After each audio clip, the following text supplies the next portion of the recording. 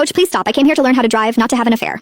Inside the instructor's car because I kept failing to control the clutch. Coach Reeves, who happened to be my husband's friend, made me sit on his lap to teach me.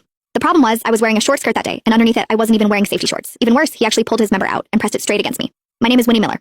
Recently, my company required frequent business trips, so I decided to get a driver's license. It just so happened that my husband's friend, Logan Reeves, was a driving instructor. He said he wouldn't charge me for lessons. On the day of practice, my husband, Daniel Miller, told me to dress nicely. After all, a wife's appearance is often seen as a reflection of her husband. I thought about it for a moment and put on the tight short skirt Daniel had bought for me. It hugged my curves closely, outlining my full round hips. The fullness of my chest swayed as I walked, rippling like water. Daniel stared, his eyes practically glued to me as he praised me again and again. Good, good, good. You look amazing in that. Logan is going to be so jealous. I shot him an annoyed look. Aren't you worried some other man might set his sights on your wife? After pulling on my stockings, I headed to the driving school. When I reached Logan's car, I bent down and knocked on the window. Coach Logan, I'm here for my driving lesson. Logan rolled the window down, his eyes fixed straight ahead. I lowered my head and immediately realized why. When I bent over, my skirt had ridden up, exposing a large patch of fair skin. I quickly covered myself with my hand. You're Winnie, right? Get in. Daniel is my buddy. I'll make sure to teach you properly. I guarantee you'll pass in one go.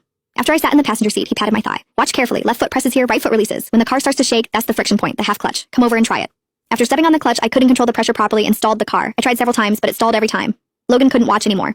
He grew impatient and directly placed one hand on my thigh. I didn't know if it was my imagination, but his broad palm seemed to deliberately rub against my stockinged thigh. My nerves instantly tightened. I'll teach you how to control the pressure. When I press with my hand, you release the brake. The closeness only made me more nervous. I hesitated and said, Coach, this isn't appropriate. My husband is your close friend. Touching my leg like this? He laughed loudly. What's there to be afraid of? I'm only anxious to teach you well because of Daniel. I'm not taking advantage of you. Other students don't even get this kind of attention. I relaxed a little. With his guidance, I stepped on the clutch. The car began to shudder gently. Suddenly, his hand pressed down harder, gripping my thigh firmly. Don't move your foot. This is the point. Then slowly release the brake.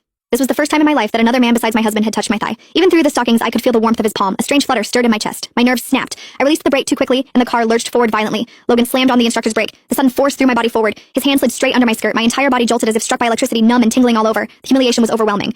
Logan withdrew his hand and looked at me. You have to release it slowly. Don't be nervous. Let's try again. I took a few deep breaths. This time, the car finally started smoothly. Next came reverse parking. That completely defeated me. I tried again and again, yet the car never went in properly. Either I crossed the line or parked crookedly. Not once did I succeed. Logan shook his head. With skills like this, you could practice for 10 years and still not get it. His words made me anxious. What am I supposed to do then? I have to start traveling for work next month. Not knowing how to drive won't work. Logan stroked his chin, his gaze openly leering. There is a way. Sit on my lap. I'll teach you, step by step.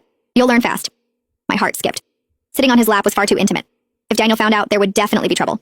Isn't that inappropriate? Sitting on your lap is too close. Daniel probably wouldn't agree. Logan took out his phone and called Daniel. Hey Daniel, Winnie has been practicing for 3 hours and still can't get it. I'm thinking of having her sit on my lap so I can teach her step by step.